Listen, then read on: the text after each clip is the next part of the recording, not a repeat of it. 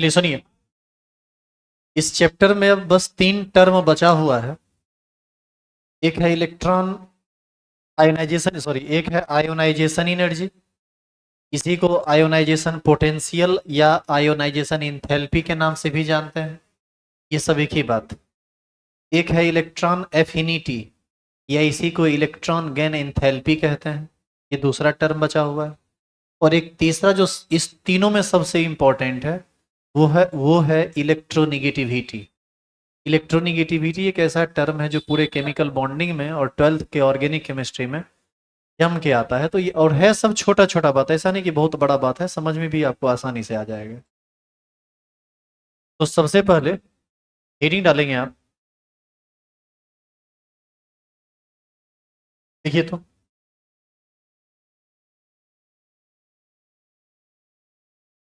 Ionisation energy और ionization potential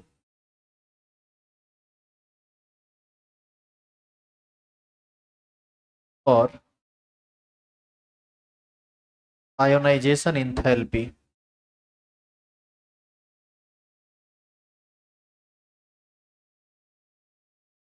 इसको indicate किया जाता है आई ई से या आई पी से। चलिए हेडिंग डालिए तो।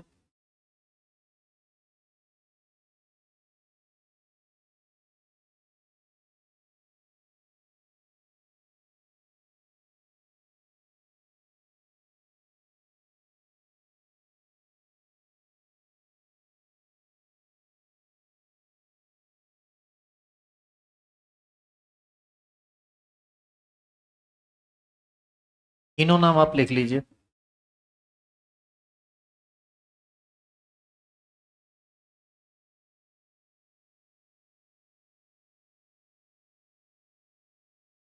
अच्छा जी, बढ़े आगे। देखो, पहले इसको समझ लेते हैं, डिफाइन बाद में कर लेंगे, ठीक है। आप एक बात बताइए, किसी भी एटम के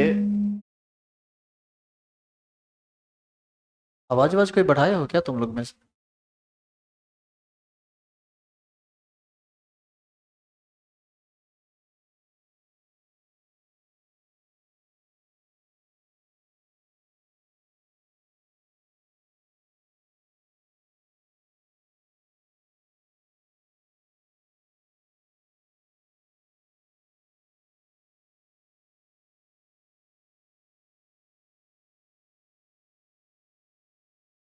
चलिए देखिए यहाँ, छेड़छाड़ तो कुछ हुआ है उधर, तो आपने ही किए होंगे तो माधव किया होगा। देखिए इधर, किसी भी एटम के न्यूक्लियस में क्या रहता है, सॉरी सॉरी, किसी भी एटम के न्यूक्लियस में क्या क्या रहता है? प्रोटॉन और न्यूट्रॉन। चलिए ठीक है। प्रोटॉन पर चार्ज कैसा होता है? पॉजिटिव। न्यूट्रॉन पर कोई चार्ज नहीं होता है। ओवरऑल हम ये कह सकते हैं कि न्यूक्लियस जो है वह पॉजिटिव चार्ज स्पीसीज है, या पॉजिटिव चार्ज प्लेस होता है एटम के अंदर। अब मान लीजिए कि किसी एटम में 2 ऑर्बिट, कितना ऑर्बिट? 2। और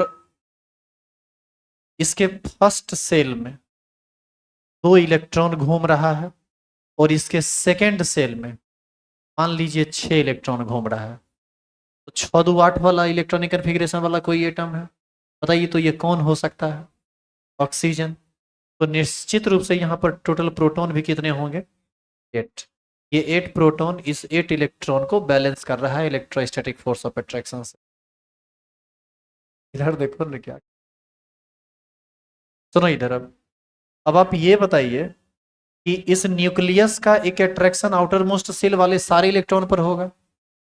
अब हम चाहते हैं कि इस ऑक्सीजन के सिंगल आइसोलेटेड गैसियस एटम के आउटर मोस्ट सेल से हम एक इलेक्ट्रॉन निकाल लें। मतलब इसके आउटर मोस्ट सेल में कितना इलेक्ट्रॉन घूम रहा है? 6। हम चाह रहे हैं कि इस 6 में से एक इलेक्ट्रॉन को निकाल लें। तो तो ये एक इलेक्ट्रॉन को निकालने के लिए हमको अपनी तरफ से एनर्जी देनी पड़ेगी। ऐसा इसलिए क्योंकि इसको कोई बांध कर रखे हुए है। वो कौन है? Electrostatic force of attraction. किसके किसके बीच का? प्रोटॉन के पॉजिटिव चार्ज और इलेक्ट्रॉन के नेगेटिव चार्ज के बीच का। तो यहाँ पर जो एनर्जी लग रहा है उसको खत्म करने के लिए हमको कुछ एनर्जी देनी पड़ेगी। तो हम कम से कम जो एनर्जी देकर इस एक इलेक्ट्रॉन को निकालने में सक्षम हो जाए, तो वही मिनिमम अमाउंट ऑफ एनर्जी जो रिक्वायर्ड होगा to remove an electron from isolated gaseous atom, वही क्या कहलाता है? Ionization energy. देखिए आयोनाइजेशन एनर्जी, अभी ये एटम के फॉर्म में है। आप यदि एक इलेक्ट्रॉन निकाल देते हैं तो ये आयन के फॉर्म में आ जाएगा। तो ये आयन बनाने वाला ही एनर्जी है, इसीलिए इसका नाम क्या पड़ा हुआ है? Ionization energy. आई बात समझ में?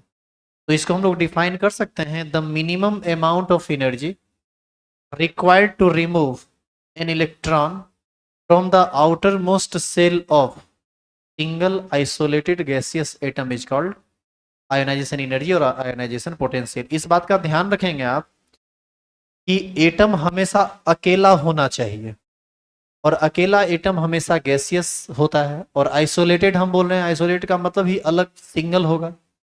तो एटम हमेशा सिंगल होना चाहिए। जैसे ऑक्सीजन O2 के रूप में पाया जाता है, तो आपको O2 से इलेक्ट्रॉन नहीं निकालना है, आपको किससे निकालना है? O से।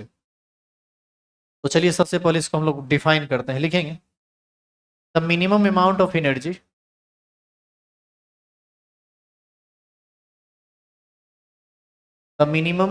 Of energy required to remove, लिखो ना साथ साथ,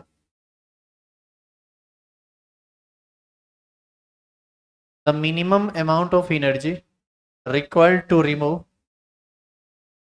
an electron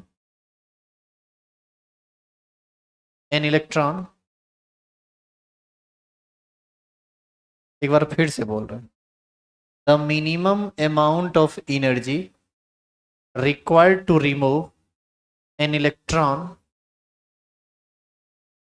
from the outermost shell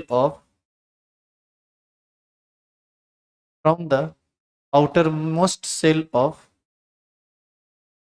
यहाँ लिखा हुआ है, देख के लिख लीजिए, from the outermost shell of a neutral isolated gaseous atom is called ionization energy। देख के लिखिए।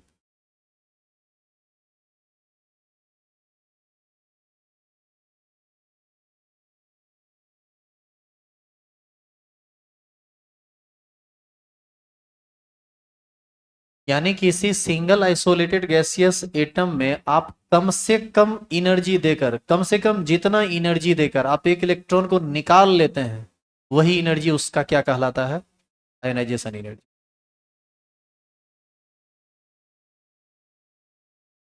आप सिर्फ डिफाइन करेंगे, इससे आगे नहीं बढ़ना है आपको। एक बात और लिख लीजिए, लिखेंगे क्या? ये ऑलरेडी लिखे हुए, मत लिखिए, लिखा हुआ हो गया था। चलो इधर देखो, नहीं हुआ था, लिखिए पहले पूरे।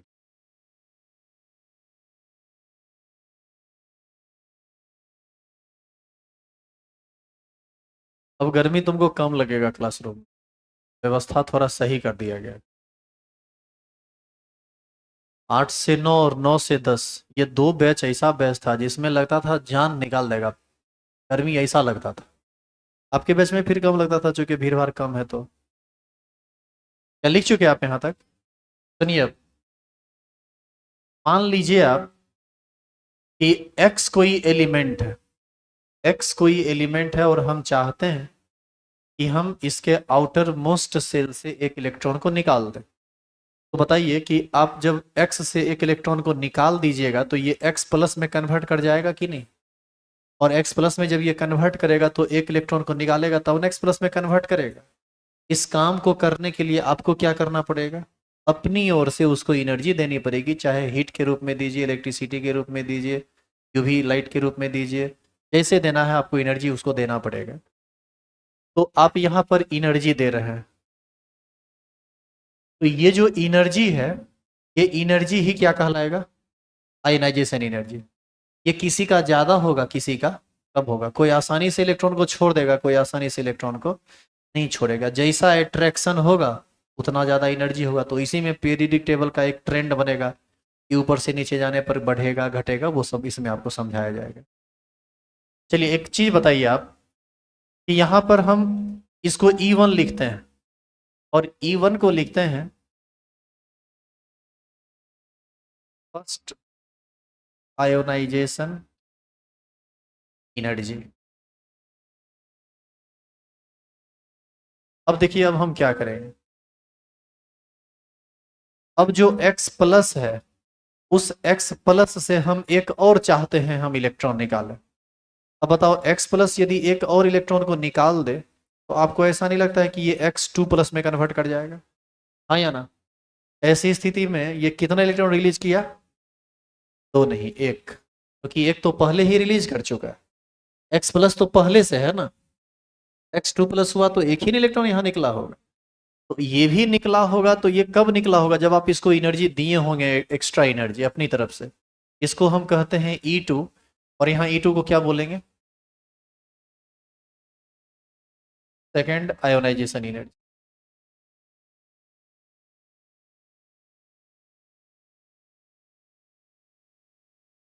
चलिए अब एक और स्टेप लिखते हैं। अब X2 प्लस से हम चाहते हैं कि हम और थोड़ा सा एनर्जी दें, और इतना एनर्जी दें कि एक और इलेक्ट्रॉन इससे निकल जाए। तो बताओ ये किस में कन्वर्ट करेगा? X3 प्लस में, और फिर ये एक इलेक्ट्रॉन निकाल देगा। यहाँ पर E3 को क्या बोलेंगे? Third ionization energy. क्या कोई परेशानी है यहाँ तक? पहले आप इसको लिख लो तो फिर इसका कुछ कंसेप्चुअल बात करते हैं।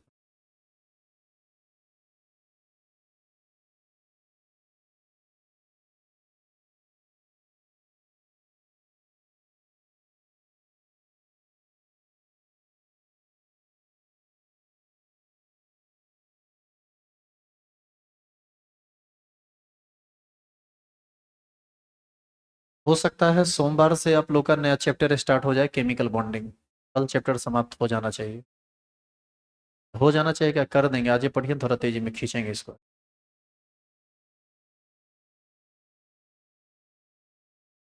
सोमवार से हर हाल में नया चैप्टर स्टार्ट होगा।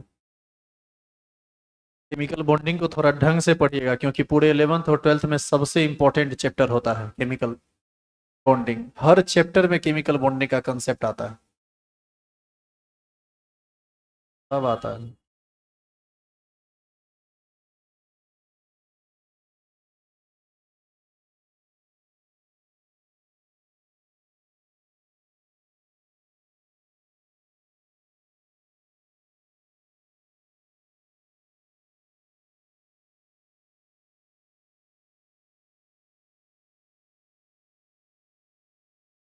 चलिए अब आप ये बताइए, यहाँ पर X एक ही एलिमेंट है, उसी का केटायन था, उसी के केटायन से इलेक्ट्रॉन निकाले, फिर उसी के केटायन से एक और इलेक्ट्रॉन निकाले। आप हमको बताइए कि first ionization energy, second ionization energy और थर्ड आयोनाइजेशन एनर्जी, ये सब आपस में बराबर होगा या बराबर नहीं होगा? पहले आप इसका जवाब दीजिए। बराबर नहीं होगा। चलिए अच्छा है, तो बराबर नहीं होगा तो कौन बड़ा होगा कौन छोटा होगा? E1 सबसे बड़ा होगा? नहीं, E1 सबसे छोटा होगा। E2 उससे बड़ा होगा। E3 उससे बड़ा होगा। और आप इसी तरह से यदि इलेक्ट्रॉन को लगातार निकालते चले गए, तो जैसे जैसे आप E4 E5 E6 करते जाएंगे, वैसे वैसे एनर्जी का अमाउंट बढ़ता चला जाएगा। ऐसा इसका रीजन क्या है? क्या इसको चेंज करें? तो यहां हम लिख सकते हैं E1 is a smaller than E2 is a smaller than E3 and so on. इसी तरह से आगे बढ़ते जाएंगे तो एनर्जी भी ज्यादा होता जाएगा। इसका एक सिंपल सा रीजन है, जरा सोचो। ऑक्सीजन के न्यूक्लियस में प्रोटॉन की संख्या 8। फर्स्ट सेल में कितना इलेक्ट्रॉन था? 2। सेकेंड सेल में कितना था? 6। अभी ये न्यूट्रल है। जब आप इसको एनर्जी दिए और ये एक इलेक्ट्रॉन को निकाल दिया, तो अब जो कॉम्बिनेशन है वो 8 और 7 का कॉम्बिनेशन है। पहले 8 और 8 का ना कॉम्बिनेशन था। 8 प्रोटॉन 8 इलेक्ट्रॉन को खींच रहा था, यहाँ पर 8 प्रोटॉन 7 प्रोटॉन को खींच रहा है।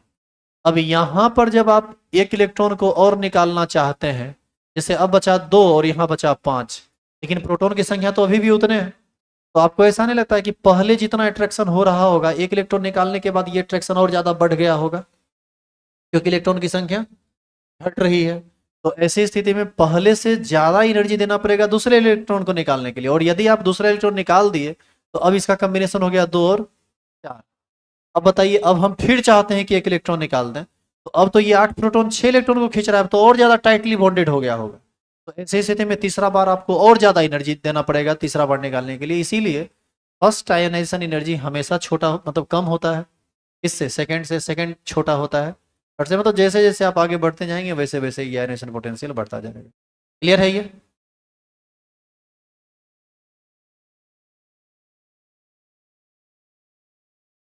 तो यही था आयोनाइजेशन पोटेंशियल। स्टार लगाइए, हेडिंग डालिए, फैक्टर अफेक्टिंग आयोनाइजेशन पोटेंशियल। अच्छा, एक ये लिख लो, unit of ionization potential kilo joule per mole होता है या इलेक्ट्रॉन वोल्ट पर मोल होता है? यूनिट लिख लीजिएगा, आयोनाइजेशन एनर्जी का unit. Kilo joule, joule, electron volt, ये सब एनर्जी का यूनिट है। सब आएगा थर्मोडायनामिक्स में। यूनिट ऑफ आयोनाइजेशन पोटेंशियल ये लिख लीजिए। ये आप ऑलरेडी लिख चुके हैं तो इसको मत लिखिएगा। आयनाइजेशन पोटेंशियल का energy generally kilo joule per mole होता है या इलेक्ट्रॉन पर मोल रहता है, जहां पर एक इलेक्ट्रॉन वोल्ट बराबर होता है 96.47 किलो जूल।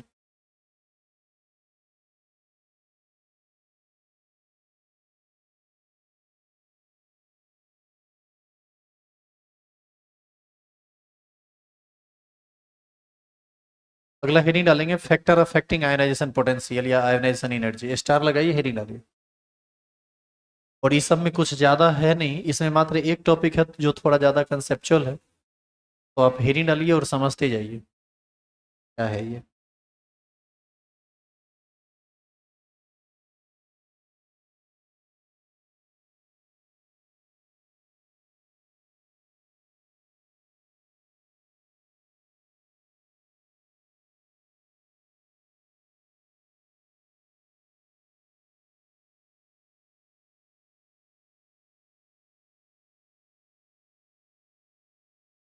हो गया लिखा हुआ, ये हेडिंग डाल दिए। अब थोड़ा इधर सुनिए तो इसको समझिए ये पॉइंट क्या है। अब हम समझेंगे कि आयनाइजेशन पोटेंशियल को कौन कौन डिस्टर्ब करता है, कौन कौन प्रभावित करता है और कैसे प्रभावित करता है। यहाँ देखो, आप किसी भी पीरियड में जब लेफ्ट टू राइट जाते हैं तो साइज क्या होता है? डिक्रीज करता है, घटता है। यहाँ पर सबसे पहला लिखा हुआ है फैक्टर अफेक्टिंग आयनाइजेशन पोटेंशियल में न्यूक्लियर चार्ज। न्यूक्लियर चार्ज का मतलब होता है न्यूक्लियस में उपस्थित चार्ज। और न्यूक्लियस में उपस्थित चार्ज किसकी वजह से होता है? प्रोटॉन की वजह से। यानी यहाँ पर हम नंबर ऑफ प्रोटॉन को रेफरेंस पॉइंट मानकर समझेंगे कि आयनेशन पोटेंशियल पर क्या फर्क पड़ता है न्यूक्लियर चार्ज का। थोड़ा इधर देखिए, यदि आप नाइट्रोजन की बात करते हैं तो नाइट्रोजन के न्यूक्लियस में कितना प्रोटॉन होगा? 5, सॉरी सॉरी सॉरी 7। ऑक्सीजन में 8, और फ्लोरीन में 9। तो बताओ इस तीनों में सबसे ज्यादा न्यूक्लियर चार्ज किसका होगा? फ्लोरीन का। अच्छा, ऑर्बिट यहाँ भी 2 है, ऑर्बिट यहाँ भी 2 है, ऑर्बिट यहाँ भी 2 है। अब बताइए, तो आउटर मोस्ट सेल से जो अट्रैक्शन होगा वो नाइट्रोजन, ऑक्सीजन और फ्लोरीन में सबसे ज्यादा किसका होगा? फ्लोरीन का। क्यों? क्योंकि इसमें प्रोटॉन की संख्या ज्यादा है। तो प्रोटॉन की संख्या ज्यादा है तो यहाँ पर अट्रैक्शन ज्यादा होगा। जब तक वो अट्रैक्शन खत्म होगा नहीं तब तक इलेक्ट्रॉन वहां से निकलेगा नहीं। इसका सीधा मतलब है कि न्यूक्लियर चार्ज जितना ज्यादा होगा उसका आयोनाइजेशन पोटेंशियल उतना ज्यादा होगा। It means we can say that ionization potential of elements increases with increase in nuclear charge. या इसी को दूसरी भाषा में लिखा हुआ है कि with the increase in positive charge of the nucleus of an atom, attraction of electron with nucleus increases and hence ionization energy also increases। क्या कोई परेशानी है इसको समझने में? न्यूक्लियर चार्ज यहाँ पर 10 रहेगा, ऑर्बिट 2 ही रहेगा, तो जित ऑर्बिट की संख्या सेम है तो दूरी में बहुत ज्यादा फर्क नहीं पड़ेगा। लेकिन न्यूक्लियर चार्ज लगातार बढ़ता जा रहा है तो अट्रैक्शन बढ़ता जाएगा। अट्रैक्शन जितना ज्यादा होगा हमको उतना ज्यादा एनर्जी खर्च करना पड़ेगा उसको वहां से तोड़ के निकालने में। तो इसीलिए हम कह सकते हैं कि न्यूक्लियर चार्ज के बढ़ने से आयोनाइजेशन पोटेंशियल का वैल्यू बढ़ता है। तो इस हिसाब से जरा बताइए कि किसी भी पीरियड में जब आप बाएं से दाएं जाएंगे तो आयनेशन पोटेंशियल बढ़ेगा या घटेगा? बढ़ेगा। काहे घटेगा? आयनाइजेशन पोटेंशियल बढ़ेगा तो हम क्या घटेगा बोल रहे हैं? काहे बढ़ेगा बोले, घटेगा कैसे बोले? हो सकता है बोल दिए, चलिए हम ही हार मान लेते हैं। काहे बढ़ेगा? क्योंकि जैसे जैसे लेफ्ट टू राइट जाएंगे न्यूक्लियर चार्ज बढ़ता जाएगा, इसी वजह से ऐसा होगा। तो चलिए इस स्टेटमेंट को लिखिए तो।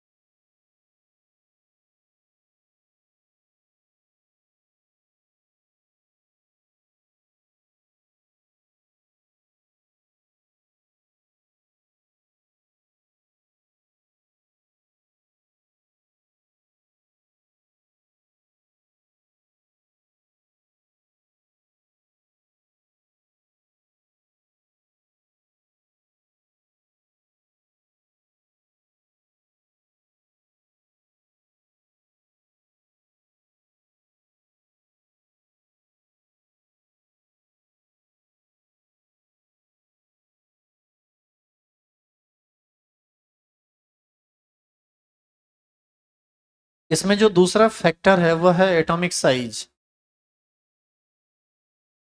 अब जरा बताइए आप कि एटॉमिक साइज बढ़ेगा, जैसे किसी एटम में मान लो 2 ऑर्बिट और किसी एटम में मान लो 3 ऑर्बिट। तो जिसमें 3 ऑर्बिट है उसका आपको नहीं लगता है कि आउटर मोस्ट सेल से न्यूक्लियस का डिस्टेंस ज्यादा हो जाएगा? और यहाँ पर आउटर मोस्ट सेल से न्यूक्लियस का डिस्टेंस कम होगा। जहां पर डिस्टेंस कम होगा वहां अट्रैक्शन ज्यादा होगा, और जहां डिस्टेंस ज्यादा होगा वहां अट्रैक्शन कम होगा। और अट्रैक्शन यदि कम होगा तो डेफिनेटली वहां से इलेक्ट्रॉन को निकालने में कम ही एनर्जी खर्च होगी। इसका सीधा मतलब है कि ionization potential of elements decreases with increase in atomic size due to decrease in attraction force between nucleus and outermost cell electron। हाँ या ना? तो इसका दूसरा फैक्टर ये है एटॉमिक साइज, ये भी एक सिंपल सा बात है। तो इस हिसाब से बताइए तो किसी भी ग्रुप में टॉप टू बॉटम आएंगे तो आयोनाइजेशन पोटेंशियल पर क्या फर्क पड़ेगा, क्या असर पड़ेगा? From top to bottom in a group atomic size increases, hence distance between nucleus and outermost cell increases। It means attraction force decreases with increase in atomic size। It means ionization potential decreases from top to bottom in a group due to increase in size। Clear है ये? तो वो सब बाद में हम लिख लेंगे, पहले हम दूसरा पॉइंट लिखते हैं। ठीक है, तो दूसरा एटॉमिक साइज।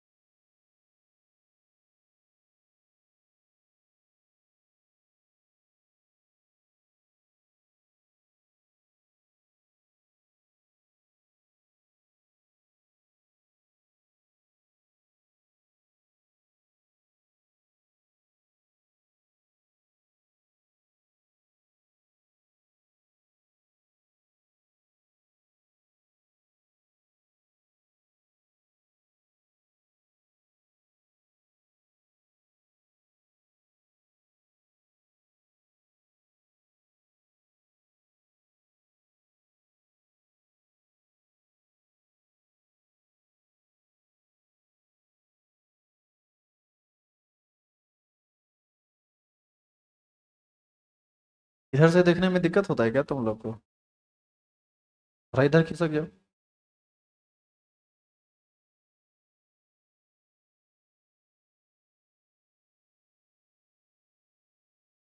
नहीं तो दूसरा ऑप्शन है कि पीछे बैठ जाओ, इतना तो जगह है। आप लोगों में तो विजिबिलिटी का प्रॉब्लम नहीं होना चाहिए।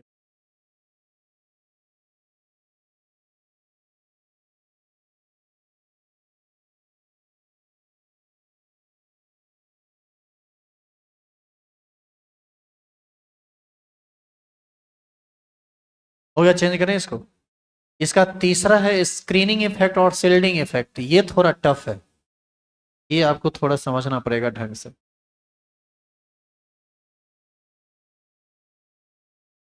शील्डिंग इफेक्ट या स्क्रीनिंग इफेक्ट, सबसे पहले इस इफेक्ट को समझेंगे फिर देखेंगे कि क्या असर पड़ेगा उसका आयनाइजेशन पोटेंशियल।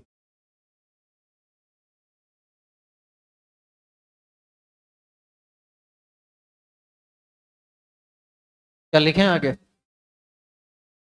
इसमें लिखना कुछ नहीं है, पहले समझो। इसका जो तीसरा टॉपिक आएगा वो है स्क्रीनिंग इफेक्ट और शील्डिंग इफेक्ट, बाद में देखेंगे, उसको पहले समझ लेते हैं। मान लीजिए एक ऐसा एटम है जिसमें टोटल 3 ऑर्बिट हैं, ठीक है। शील्डिंग इफेक्ट या स्क्रीनिंग इफेक्ट क्या होता है वो हम अभी बता रहे हैं। मान लो आपकी फर्स्ट सेल में 2 इलेक्ट्रॉन है और सेकेंड सेल में यहां पर मान लो आपकी 8 इलेक्ट्रॉन, और आउटर मोस्ट सेल में मान लीजिए कि 3 इलेक्ट्रॉन है, ऐसा मान लीजिए। आप यहां पर बताइए कि कहाँ कहाँ अट्रैक्शन होगा, ये बताइए तो पहले। न्यूक्लियस में जो प्रोटॉन है वो अट्रैक्ट करेगा इस दोनों इलेक्ट्रॉन को, इस सारे इलेक्ट्रॉन को, इस सारे इलेक्ट्रॉन को, सबको अट्रैक्ट करेगा। सबसे ज्यादा अट्रैक्ट किसको करेगा? जो फर्स्ट सेल में जो सबसे नजदीक है, उससे कम अट्रैक्शन होगा दूसरे का, सबसे कम अट्रैक्शन होगा तीसरे का। तो ये तो अट्रैक्शन वाली बात हो गई।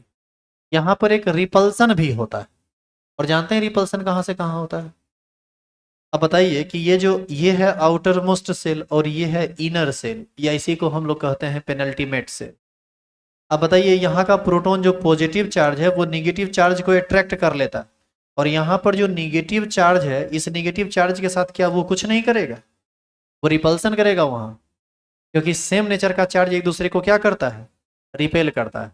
लेकिन यहाँ पर टोटल अट्रैक्शन फोर्स का जो मैग्नीट्यूड होगा वो ज्यादा होगा, क्योंकि यहाँ पर रिपल्सन कम कम इलेक्ट्रॉन के बीच हो रहा है, और यहाँ पर अट्रैक्शन के लिए प्रोटॉन की संख्या बहुत ज्यादा है, वो तो इलेक्ट्रॉन की संख्या के बराबर है। तो यहाँ पर अट्रैक्शन भी होता है और रिपल्सन भी होता है। अट्रैक्शन किसके बीच होता है? Attraction force act between proton, positive charge of proton present in the nucleus and negative charge of electron present in the outermost shell और एनी सेल। तो ये हुआ अट्रैक्शन। रिपल्सन किसके बीच हुआ? Negative charge of electrons present in different shells, जैसे inner shell और outermost shell के बीच यहाँ का रिपल्सन। तो अब आप जरा सोचिए कि आउटर मोस्ट सेल में यदि यहाँ पर इलेक्ट्रॉन होता और इनर सेल में इलेक्ट्रॉन नहीं होता, सिर्फ न्यूक्लियस में प्रोटॉन होता और आउटर मोस्ट सेल में इलेक्ट्रॉन होता, इस बीच में इलेक्ट्रॉन होता ही नहीं, तो जो एक्चुअल अट्रैक्शन फोर्स होता वो उस स्थिति में ज्यादा होता। लेकिन इस बीच में इलेक्ट्रॉन के आ जाने से यहां पर एक रिपल्सन काम करने लगा जो अट्रैक्शन के मैग्नीट्यूड को कम कर रहा है। एक पर्दा बन के ये पहुंच रहा है बीच में, ये एक पर्दा जैसा काम कर रहा है। तो ऐसी स्थिति में ये जो रिपल्सिव फोर्स है, repulsive force between same nature of charge of electrons present in outermost cell and inner cell, the actual force of attraction between nucleus and outermost cell decreases. This decrease in actual attraction force is called shielding effect. तो जो जितना से इसका, देखो जितना से ये repel करेगा उतना से इसके अट्रैक्शन को ये हटा देगा। तो ये जो डिक्रीज कर रहा है ना अट्रैक्शन फोर्स, किसका? न्यूक्लियस और आउटर मोस्ट सेल में जो उपस्थित इलेक्ट्रॉन है उसके बीच का, इसी को हम लोग क्या बोलते हैं? Shielding effect. अब जरा सोचिए कि अंदर में यहाँ पर इलेक्ट्रॉन जितना ज्यादा रहेगा शील्डिंग इफेक्ट उतना ही ज्यादा होगा, और अंदर में इलेक्ट्रॉन जितना कम रहेगा शील्डिंग इफेक्ट उतना ही कम होगा। चूंकि कम इलेक्ट्रॉन रहेगा तो रिपल्सन कम होगा, अंदर में ज्यादा इलेक्ट्रॉन रहेगा तो रिपल्सन ज्यादा होगा। तो शील्डिंग इफेक्ट ज्यादा कब होगा? जब इनर सेल में इलेक्ट्रॉन ज्यादा हो। और कम कब होगा? जब कम हो। तो इधर देखिए, तो शील्डिंग इफेक्ट ज्यादा, शील्डिंग इफेक्ट ज्यादा यानी रिपल्सन ज्यादा, अट्रैक्शन कम, यहाँ से इलेक्ट्रॉन को निकालना आसान हो जाएगा। इसका मतलब है कि स्क्रीनिंग इफेक्ट ज्यादा तो आयनेशन पोटेंशियल कम, स्क्रीनिंग इफेक्ट कम तो आयनेशन पोटेंशियल ज्यादा, उल्टा रिलेशन हो जाएगा दोनों में। क्या समझ में आया ये? नहीं समझ में आया? इतना और करने के बाद नहीं समझ में आए ना, समझना एकदम एकदम गधा टाइप आदमी हो, थोड़ा भी कसर नहीं है। ठीक है, तो तीसरा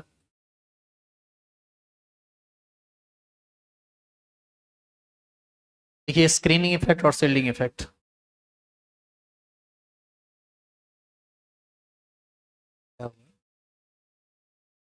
ये पागल है रे, पहले तो तुम सही ढंग से बैठो तो अजीब हरकत करते। अरे बॉस, हम नीचे उतरे, अब बताएंगे कि बॉस कौन है।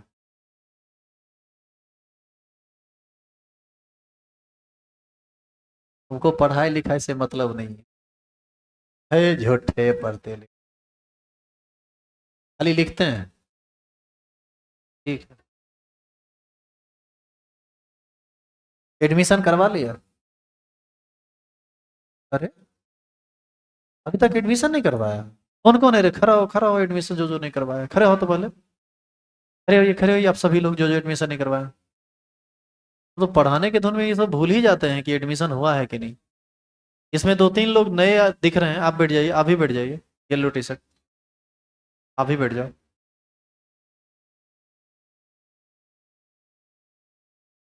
फिर बात करते हैं, आप कहे नहीं एडमिशन करवाए अभी तक? कब? पंडित जी को बुलवाएं? तो दिन दिखा लेंगे, बढ़िया दिन होगा उस दिन पेमेंट होगा। कल पेमेंट कीजिए पहले तो, सब क्लास में बैठने देंगे, नहीं तो बैठने नहीं देंगे, समझ गए आप? बैठिए आप लोग भी, जल्दी पेमेंट कर लीजिए।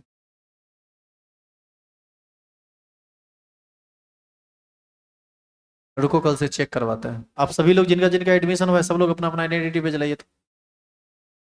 सभी लोग अपना अपना आइडेंटिटी पेज लाएंगे, कल से चेकिंग होगा। जो जो जिनका जिनका एडमिशन नहीं हुआ है, सबसे पर्सनली बात करेंगे हम, क्या इशू है।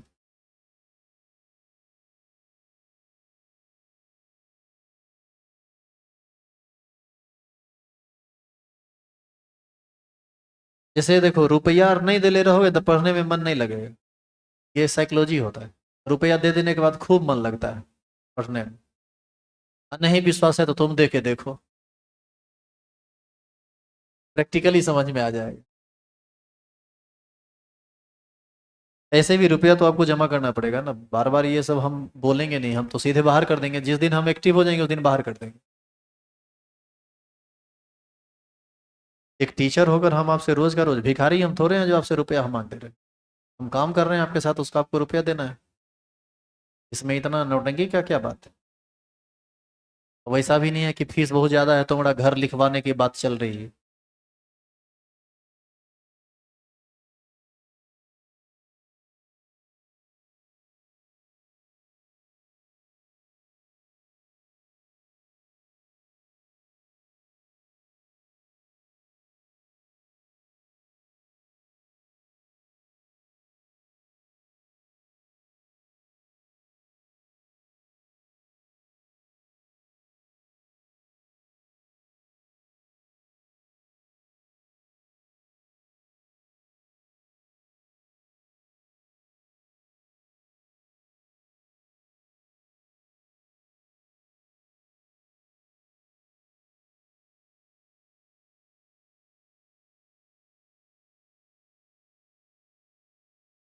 देखिए हाँ, यहाँ लिखा हुआ है इन ए मल्टी इलेक्ट्रॉन एटम, पहले बताइए तो ये इसका मतलब क्या है?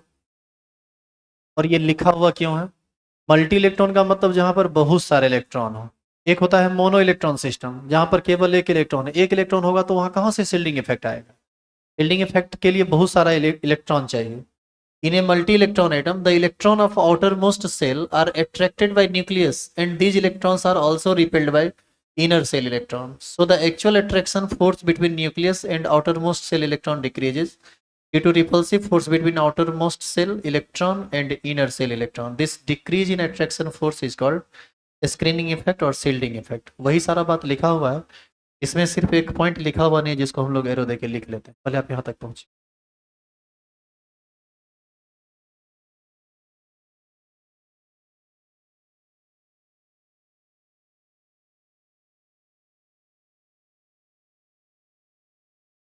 देखिए तो वैल्यू ऑफ आयोनाइजेशन पोटेंशियल, नीचे एरो देके लिखना है यदि आप ये पूरा कर चुके हैं तो।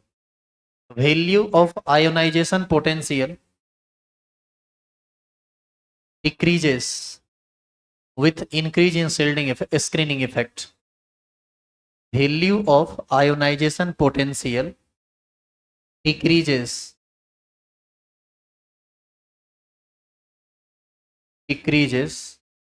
with increase in screening effect.